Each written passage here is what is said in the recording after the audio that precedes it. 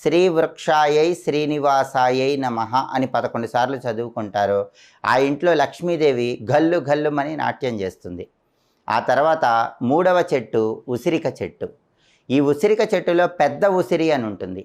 ఈ పెద్ద ఉసిరిని ఇంటి ఆవరణలో పెంచినట్లయితే లక్ష్మీనారాయణలిద్దరి అనుగ్రహము విశేషంగా కలుగుతుంది. ఆ తర్వాత 4వ చెట్టు అరటి చెట్టు.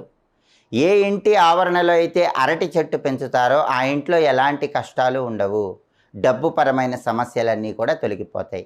ఇక ఆఖరి చెట్టు 5వ చెట్టు కలబంద చెట్టు. ప్రతి ఇంట్లో కూడా కుండీలో కలబంద చెట్టు తప్పనిసరిగా పెంచుకోవాలి.